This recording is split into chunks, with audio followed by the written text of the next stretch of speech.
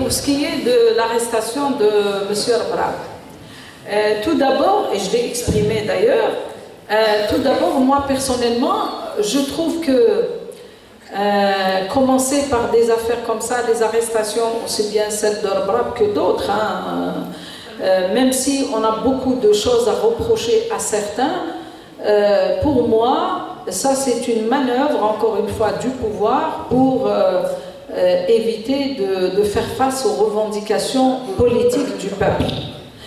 Parce que le peuple commençait à parler de muhasaba, alors le pouvoir s'est accroché à cela et il a dit voilà, j'ai trouvé la fenêtre pour occuper les Algériens par des procès comme ça, pour qu'ils ne s'occupent plus des revendications politiques. Pour moi, c'est une manœuvre pour détourner donc, les revendications populaires sur la rupture avec son système et surtout pour le départ de ce système, aussi bien le gouvernement que Ben Saleh, que le président de l'APM qui est issu d'un putsch, et aller vers une négociation pour la transition.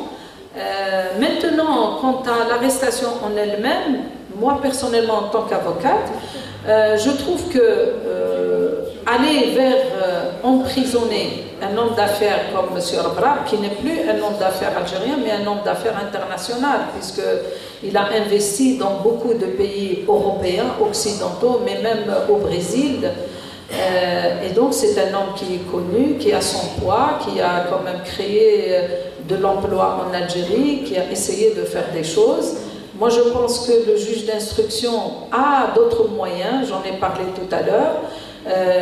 Monsieur Arbrab, ce n'est pas un voyou, ce n'est pas un criminel de droit commun. Il aurait pu, le juge d'instruction, le mettre sous contrôle judiciaire, comme je vous ai dit, et continuer à faire son enquête, à faire son instruction, jusqu'à ce qu'il rassemble les éléments, parce que jusqu'à présent, on ne connaît pas les chefs d'inculpation contre M. Arbrab. Bon, on a entendu à travers son tweet qu'il avait fait la veille, quand il a été arrêté par la gendarmerie. Il était, je pense, devant la cellule de la brigade spéciale de Bebjdid et il avait parlé de surfacturation. Je ne pense pas, à mon avis, qu'une affaire de surfacturation mérite qu'on le mette en prison, d'autant plus qu'il a un domicile fixe, il présente toutes les garanties pour se présenter devant la justice, notamment une adresse fixe, il a des avocats, on peut très bien le placer sous contrôle judiciaire ou à la limite faire une autre mesure que la justice, que le droit peut donner au juge d'instruction. Mettre les gens en prison, comme je vous ai dit, la loi algérienne, le code de procédure pénale, fait que la détention préventive soit l'exception à la règle.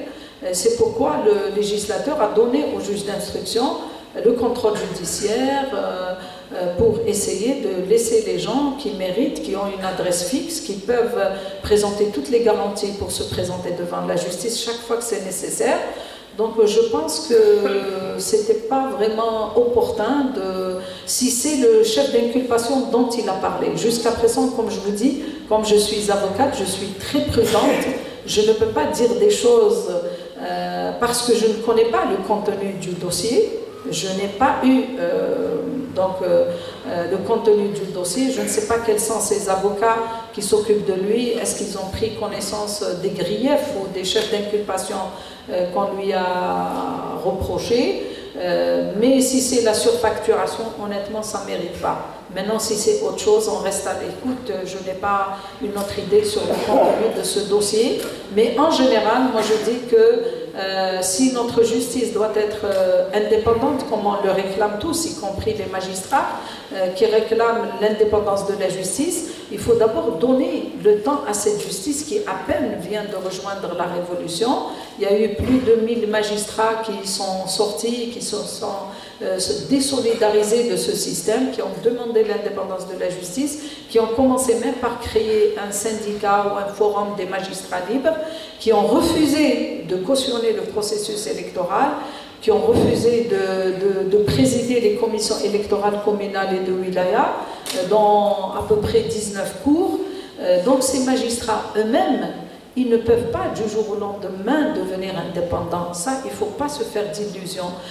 Il faudrait leur donner le temps, parce que l'indépendance de la justice est un processus. Ce n'est pas une décision politique par décret, ça ne se décrète pas, l'indépendance de la justice, c'est un processus, ça doit prendre du temps. Il faudrait aussi revoir beaucoup de dispositions juridiques dans le code de procédure pénale, dans le code pénal, notamment l'article 6 du code de procédure pénale qui, justement, pratiquement encourage la dilapidation des deniers publics, puisque toute plainte ou toute poursuite judiciaire contre des gens qui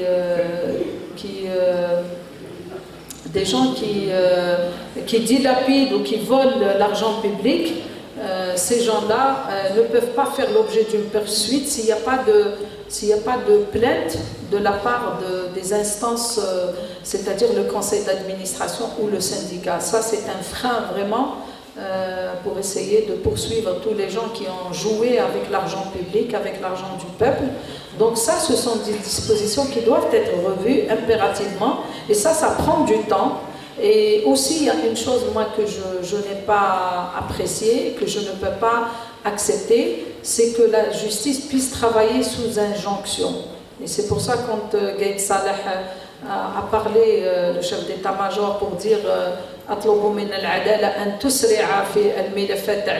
j'ai dit non, ça c'est très mauvais. La justice ne doit pas travailler sur injonction. C'est pas parce que Bouteflika est parti qu'on se débarrasse de l'injonction de Bouteflika ou son frère qu'aujourd'hui on doit accepter l'injonction du chef d'état-major. La justice doit rester indépendante. La justice ne doit pas travailler sur injonction. La justice doit travailler dans la sérénité et dans l'application stricte de la loi et pas autre chose. Donc voilà qu'est-ce que je pense de tout ça. Je pense qu'il faut donner le temps à la justice, qu'on voit d'abord un ministre de la justice qui va venir, le nouveau dans le prochain gouvernement, qui va nous étaler un peu sa feuille de route sur la politique pénale en Algérie. Est-ce qu'elle va rester toujours basée sur la répression ou est-ce qu'elle va être une politique qui va être basée sur la prévention et sur la réinsertion et sur une nouvelle politique pénale qui va changer totalement, au lieu de construire des prisons, d'aller construire des entreprises pour les Algériens. Je vous remercie infiniment pour cette occasion que vous m'avez donnée.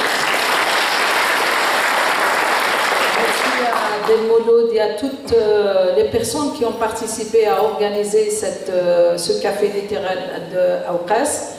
J'étais ravie de vous rencontrer, d'échanger avec vous. J'espère qu'on aura d'autres occasions.